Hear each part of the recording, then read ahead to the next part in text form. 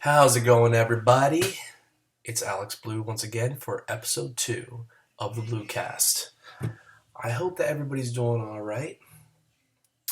I hope that everybody is keeping their eyes, mind, and heart open right now and just fucking slanging it. Slanging that dick out there, just leave when you leave the house, if you can, just fucking keep your head held high and just go out there and fucking just push through, man. Push fucking through. Cheers. Drinking a Florida Man double IPA from Cigar City. I'm going to get right into it, and I'm going to go into the vinyl box. Classic vinyl box. A box of classic records, most of them from before 1990. I was born in 1989, and these are all records from before my birth year. So, I'm going to just blindly go in here and just pick a record and talk about it. Let's see.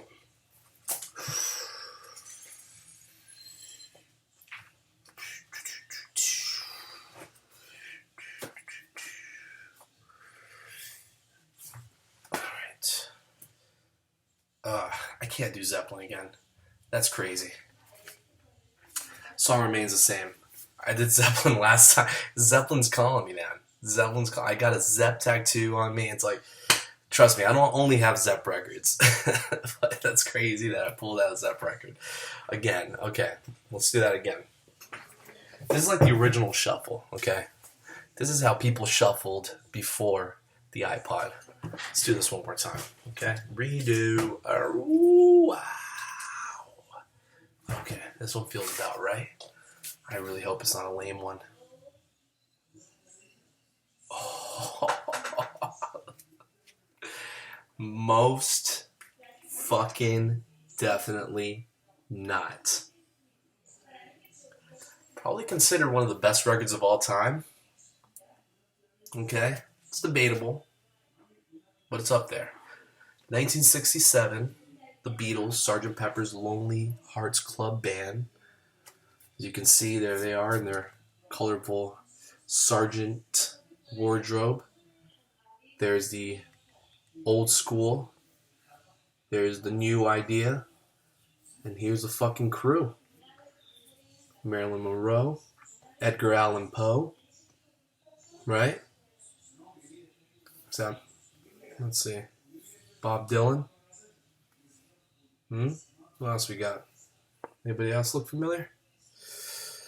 Marlon Brando. Right?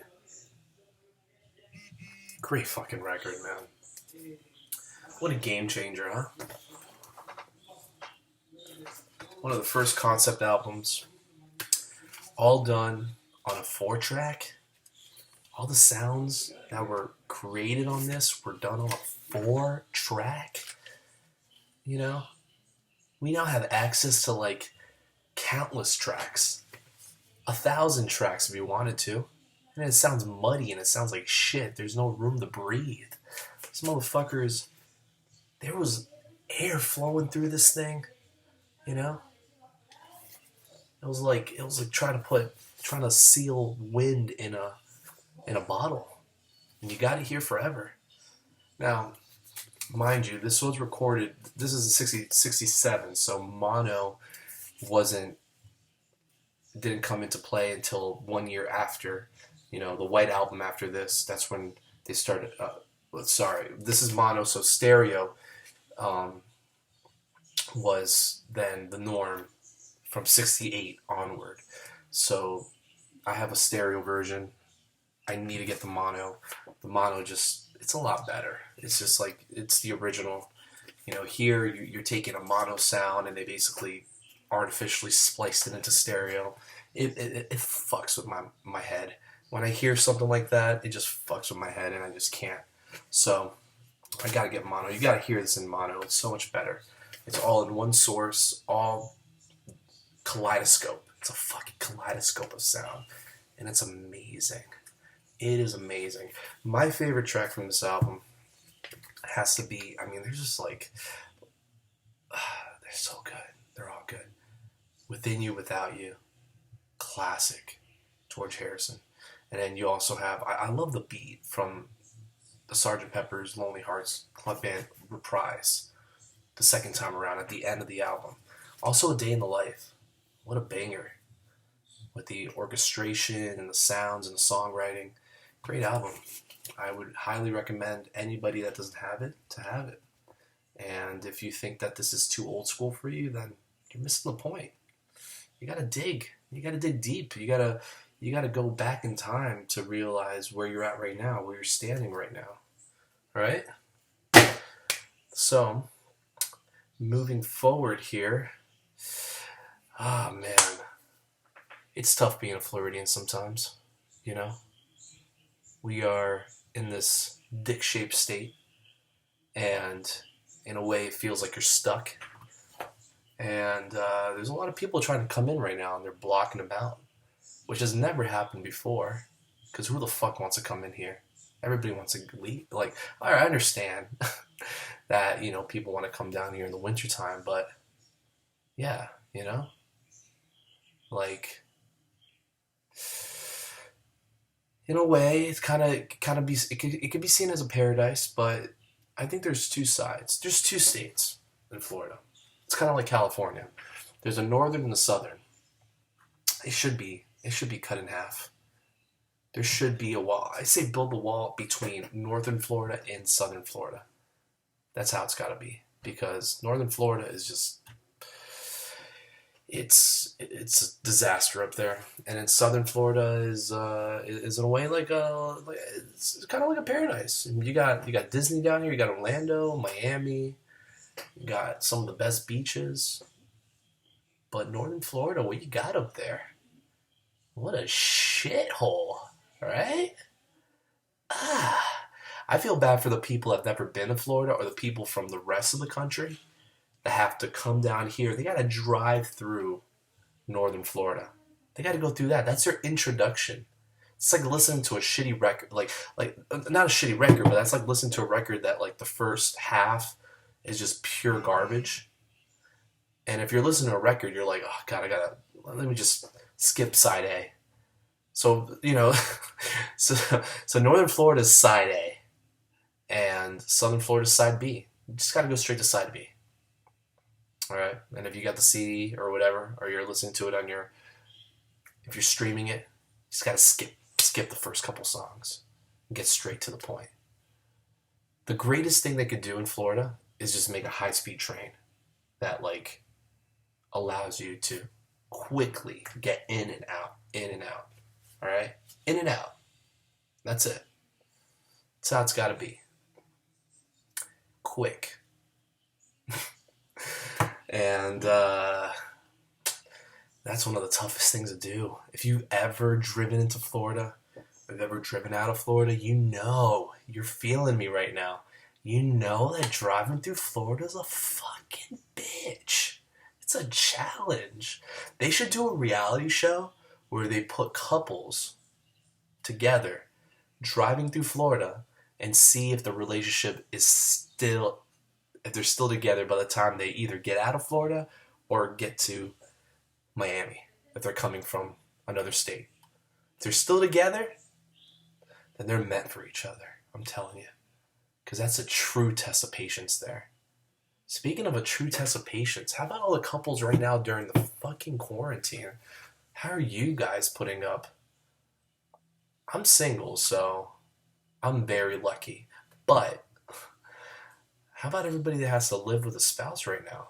I hope you're both made for each other, because I know that this is going to be the time where there's either going to be a lot of breakups or it's going to be just the ultimate test. You're going to know things about the other person. You're going to see sides of that other person that you've never seen before. And if you guys make it out of this still together, get fucking married. Get married. That's my advice. All right. Here we go. A modern record now for you motherfuckers. That was a classic. 1967. Let's do a modern one from the Future Box. Okay? I'm not gonna look. Let's go.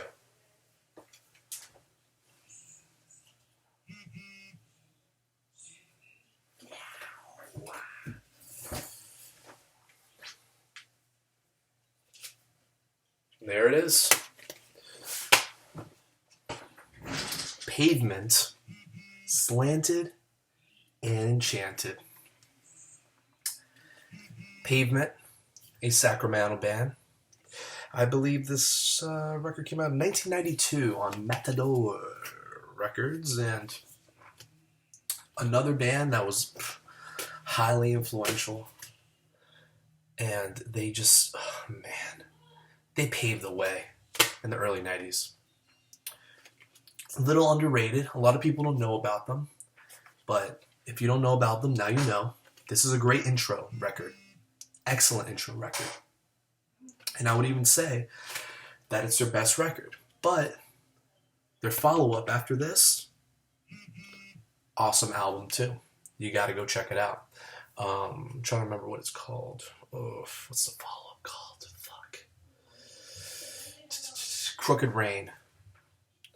Great fucking album. Great songs. I gotta buy that on vinyl. So these Sacramento boys, they kind of just like, they were indie, but also they had like a lot of influences. Like they were like a good combination of like, you know, in a way they were like one of the first indie bands. Like they were really DIY, man. And they had their own sound. So they influenced a lot of other bands after them. And they're from Sacramento, so, you know, a lot of bands from Sacramento weren't really paving the way in the early 90s. And they were one of those bands that were paving the way, making a scene for themselves and for the community. And they were a nice little blend of heaviness and melodicness and just great songwriting, unique voice, and a unique style, unique groove. Awesome, awesome, awesome 90s album, 90s band, and also on the top of many lists. I know that, actually, believe it or not, Sgt. Pepper's is rated as Rolling Stones they rated the top 500 records of all time. This came at number 1. And I wouldn't be surprised if this is on there as well.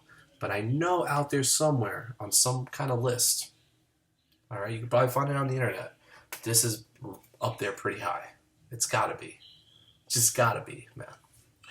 And like I said on the last video, I only collect the classics. I gotta have them. Just gotta have them. Like it's become an obsession at this point. I gotta have these records. I need to own them. Having them on a digital source does not count for me. They're ones and zeros. They're not even. It doesn't even count because somebody else owns them. Spotify and Apple Music and all of them, they could all suck a fucking dick. They're robbing artists' money. They're putting them out of work. All right? They're basically the coronavirus at this point. Spotify, you're the coronavirus. You're worse than the coronavirus. All right? Because you're fucking keeping everybody's money.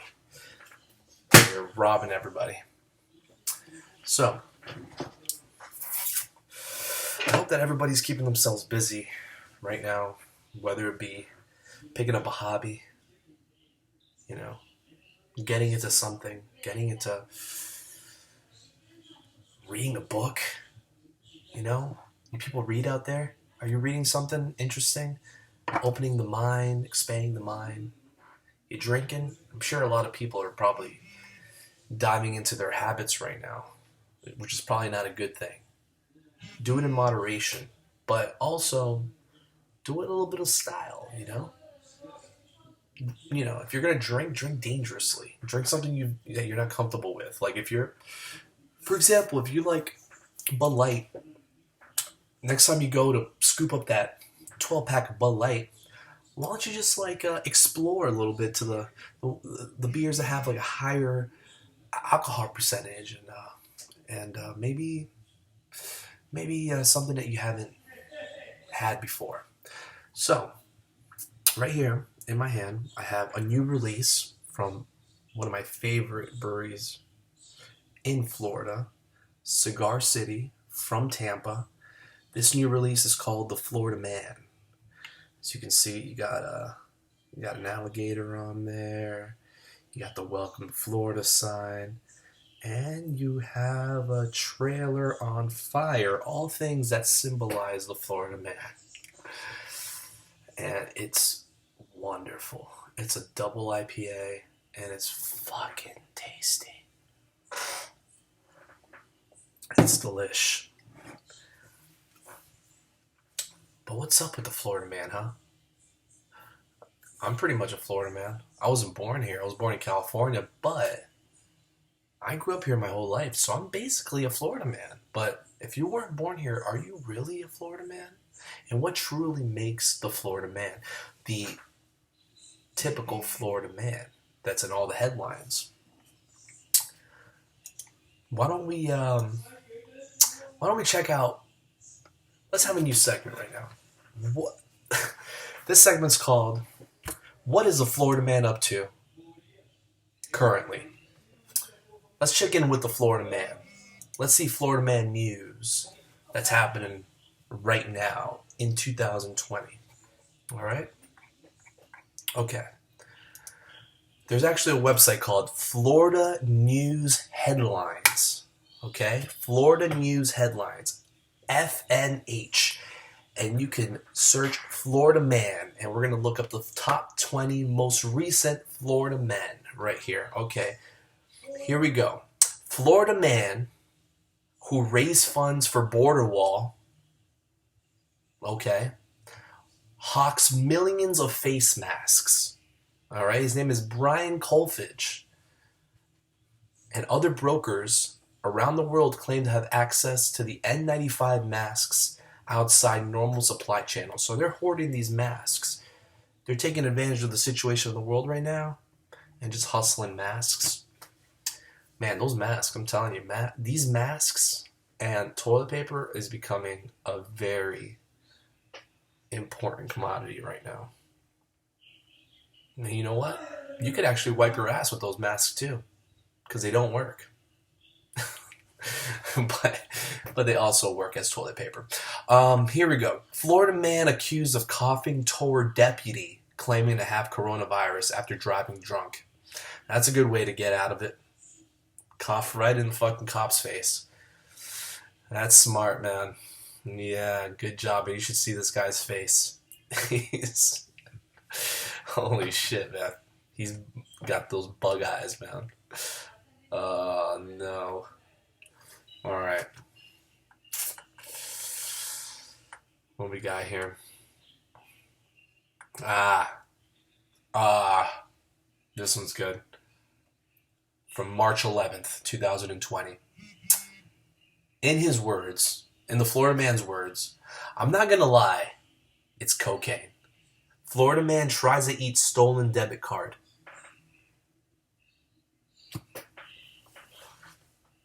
You hear that?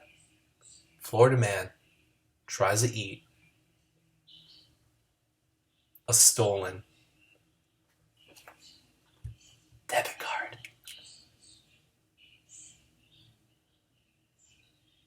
Yeah. All right. And one last one here from March 4th, 2020. Florida man accused of using baby as a human shield after traffic stop, deputies say. So a Florida man accused of using baby as a human shield after a traffic stop.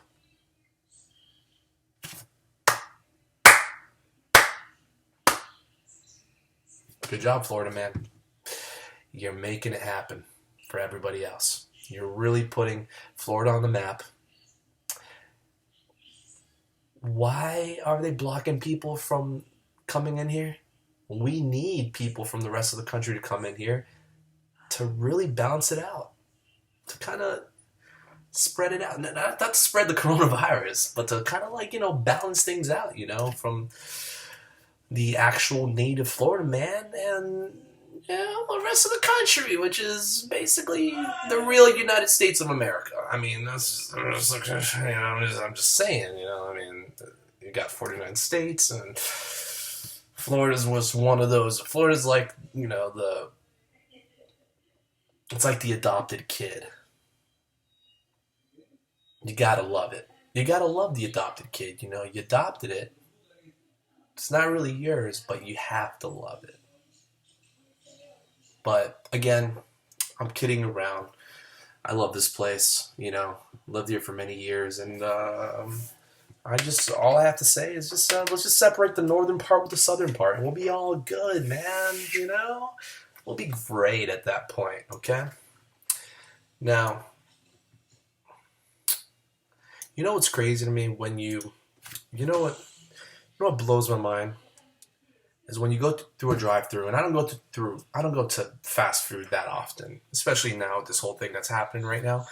But when you go to a drive-through and people actually have their teeth, or they have actual good teeth, like it's very surprising to me. I'm like, they're like, hey, that'll be whatever, that'll be $8, $8.99. And then I take a look at those pearly whites and I'm like, whoa, you're brushing. You're flossing.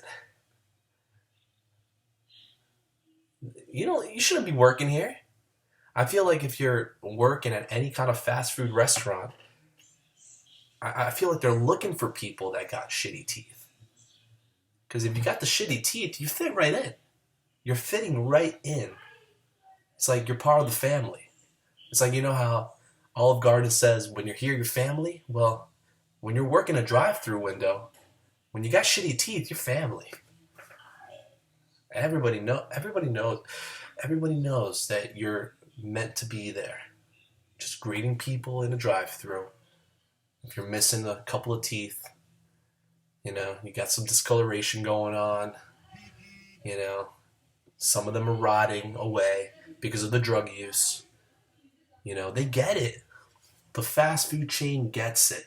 They know where to put people. They put the people with the shitty teeth at the drive-through, and then they kind of like spread everybody else out through the fryers,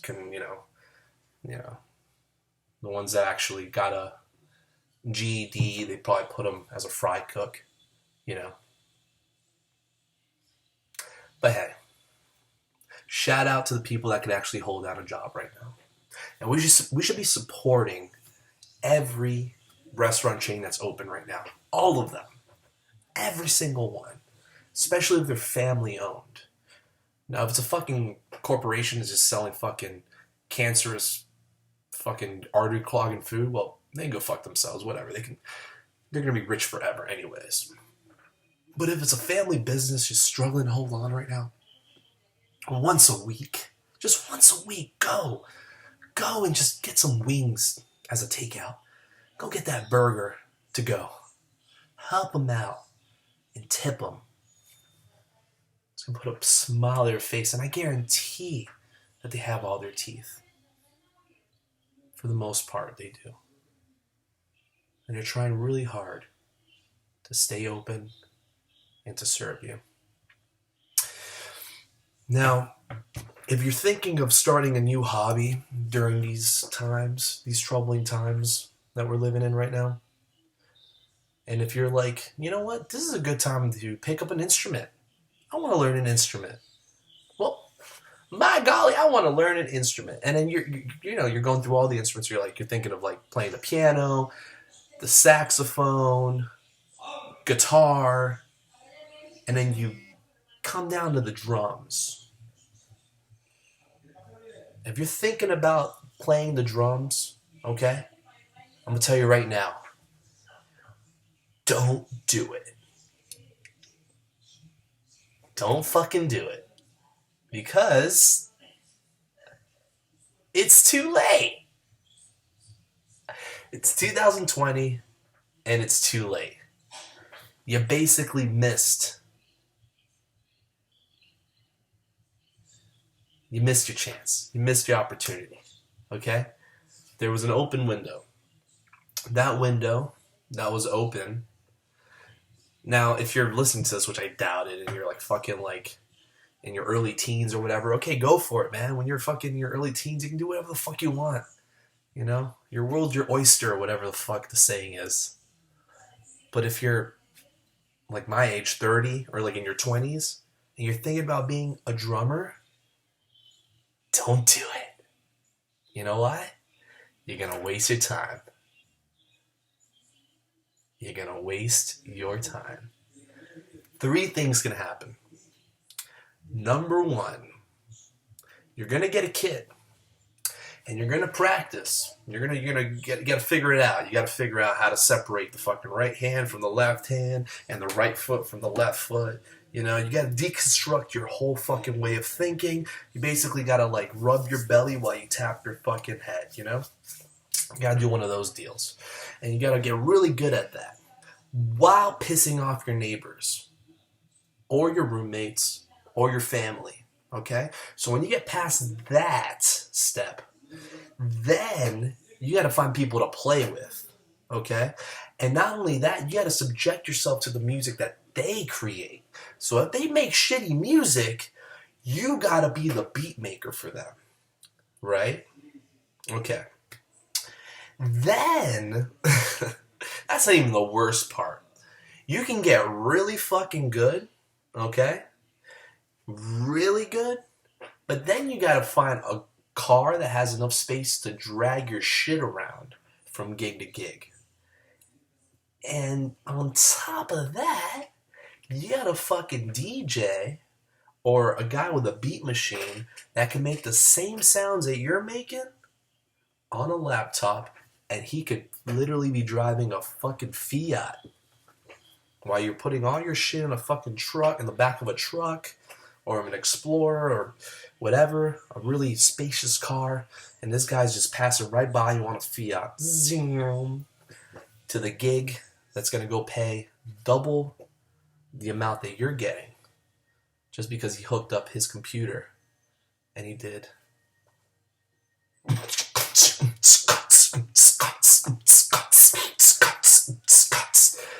So don't do it, you know, but if you're just extremely talented and you just fucking, let's just say that it's like you just picked it up in like a week, you played on a friend's drum kit, or you figured it out on, you know, one of those, you figured it out on a keyboard, you know how like every keyboard has like a drum set feature, like a beat machine feature, and you figured out how to fucking go boom cat boom boom cat boom boom cat boom boom. If you figured out the boom cat boom boom cat boom boom boom cat boom boom, then you're on your way, you know. But you can't write songs on a drum kit. You can just do the boom cat boom boom cat boom boom cat boom boom boom boom cat boom boom boom. So you gotta find a way to. You just gotta find people. You have to put that. You have to put that notice up at the Guitar Center. You know, when they open back up, or seek people out on Craigslist or your community to jam with, and pray to God that they can write. Because if they don't, fucking wasted your time. But hey, man, what do I know? Hey, check this out. Remember Anthony Bourdain? I was checking this out earlier. Anthony Bourdain, How to Live. It was an article that Vice released some years back. And it was right before Anthony Bourdain offed himself. He had something to say. He always had something to say. You guys got to check out Anthony Bourdain's shows. If you've never seen him, if you've never seen his shows where he would travel the world and eat with people from different countries and learn about their cultures and introduce the cultures to America, then you're missing out, because this man was truly a Renaissance man of our time. One of the best chefs of our generation as well, of our time. So he said in this article. We are, after all, citizens of the world. A world filled with bacteria, some friendly, some not so friendly. Coronavirus. Do we really want to travel in hermetic? I'm gonna fuck this one up. Hermetically sealed pulpmobiles through the rural provinces of France, Mexico, and the Far East, eating only in the Hard Rock cafes and McDonald's? Or do we want to eat without fear, tearing into the local stew, the humble taqueria's mystery meat, the sincerely offered gift of a lightly grilled fish head? I know what I want. I want it all. I want to try everything once. That's actually from his Kitchen Confidential book. A true adventurer. He wanted to try everything once. I knew already that the best meal in the world, the perfect meal, is very rarely the most sophisticated or expensive one. I knew how important factors other than technique or rare ingredients can be in the real business of making magic happen at the dinner table.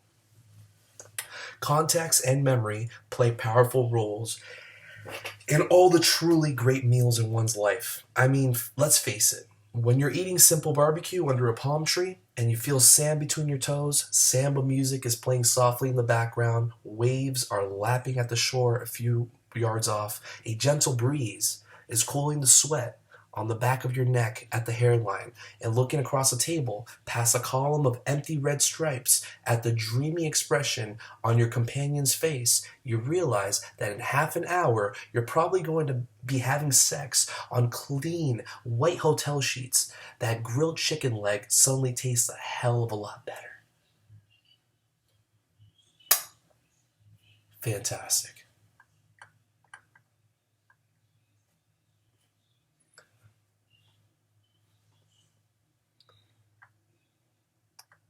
He was a man that wanted to know the people who cook for you, clean up after you, open doors, drive you home. Where do they go when the workday is over? What do they eat? That's where he wanted to go. And in a way, I feel him. That's where I want to be. I don't want to be in a plastic bubble, man. I don't want to be in a plastic cage like Bubble Boy. I want to be out there. Where do the locals, where do the adventurous risk takers go? Where do they go? All right? Where's that delicious street taco at?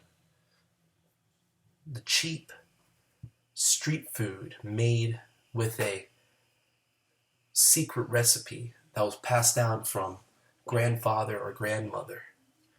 Where are they at? That's where I want to be. I don't want to be in the,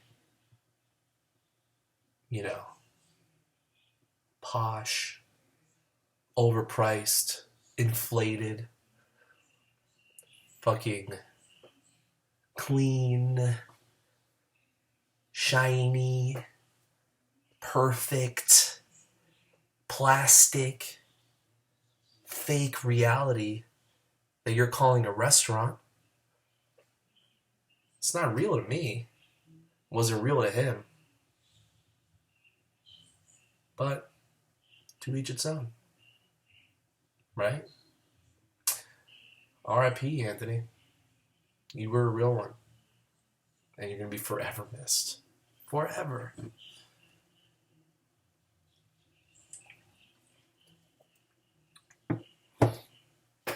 Now, I don't know if you guys knew who Bob Dylan really was. Bob Dylan is one of my heroes. And he had a hero. His name was Woody Guthrie. And Woody Guthrie was... Guthrie. Woody Guthrie. He was a musician, a songwriter, in a way, an activist. He was very political. He was like a walking rage, one-man rage against the machine of its time for the 1950s or early 1950s. Now, interesting fact about Woody Guthrie. He lived in New York in 1950, and he moved into an apartment at Beach Haven, which was a cluster of 16 residential buildings in Gravesend, Brooklyn, just a few minutes from a creaky boardwalk and Frankfurter stands at Coney Island Beach. The complex that he lived in was owned and operated by Fred Trump, which is a relative and old money of Donald Trump, which means that for 2 years that Guthrie lived and wrote there, Trump was his landlord. And if you think your landlord's bad, try having a Trump as a landlord. Try that one out. You think your landlord's a cheap ass and an asshole? Try having a Trump as a landlord and get back to me. All right? So, in the 1970s, Fred Trump was accused by the Civil Rights Division of the U.S. Justice Department for creating a substantial impediment to the full enjoyment of equal opportunity at Beach Haven. So it appeared that he didn't like to rent apartments to black people. The case was eventually settled, just as everything is always settled. You know, kind of like how this whole impeachment process was kind of like swept under the rug. And now nobody's talking about it. But the Beach Haven apartments were operated by Beach Haven Apartments Associates, was fined for dumping 200,000 gallons of untreated sewage into the Coney Island Creek every day. Now, did you guys know that there's a Chevron refinery on the edge of Santa Monica? So, you know, people are going to the beach and they're jumping in there and they're surfing and they're swimming in the water, and the Chevron refinery is just pumping every day into the ocean. That's happening on the West Coast, and that also is happening on the East Coast. Been happening on the East Coast. All drains lead to the ocean. And these fuckers were responsible at the time. So, it was the largest fine that the New York State Department of Environmental Conservation has ever levied against an apartment building for the mishandling of human waste. Well, so Guthrie, he didn't really like the place. He would call it not the Beach Havens, he would call it the Bitch Havens. And in his correspondence in 1954, he wrote a delightfully scornful song about Trump's discriminatory rental policies. And it was never released, but it was Beach Haven Race Hate and Beach Haven Ain't My Home and Old Man Trump. These songs weren't really released, but here's one of the excerpts of this of the song. I suppose Old Man Trump knows how much hate, just how much racial hate he stirred up in the blood pot of human hearts when he drawed that color line.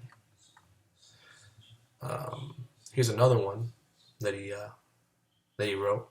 Whatever you do, wherever you go, don't lose your grip on life. And that means don't let any earthly calamity knock your dreamer and your hoping machine out of order. And he also wrote a song once called All You Fascists, which is a 90-second song about bending the arc of history. I'm going to tell all you fascists, you may be surprised. The people in this world are getting organized. You're bound to lose. You fascists are bound to lose. So he was ahead of his time. He was fucking Tupac and Rage Against the Machine before Tupac and Rage Against the Machine. Just a man with a guitar that wrote on the acoustic guitar, "This machine kills fascists." Quite brilliant. And I would recommend the song from his, which was specifically about Fred Trump, "I Ain't Got No Home Anymore," which was about him, getting pushed out of his apartment, because they were just pumping up that rent, man. That was the beginning. That was the beginning of the impossible living situations in New York City. There was a time where you could live in New York City for nothing. You can hold a job and have a nice apartment, and as long as you had a job in New York City, you'll be able to have a nice one-room apartment. And now, how's it looking over there now? If you've ever been in New York, or if you have somebody that lives in New York, somebody that lives in New York, tell me. Tell me what's your situation right now. It's only getting worse by the day. And who knows what's going to happen after the smoke clears now. After this whole situation right now. Whew. All I gotta say is, me personally, I wouldn't live in a big city. Unless it's like maybe somewhere in Texas. I dig Texas. I think Tennessee's doing it right too. Nashville's cool. But LA, New York, millions upon millions of people stacked on top of each other. Things are getting real nasty real quick. Now, I'm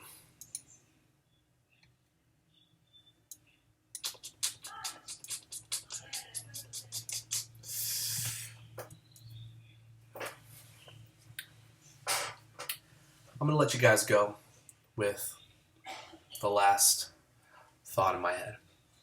Final thought for the night.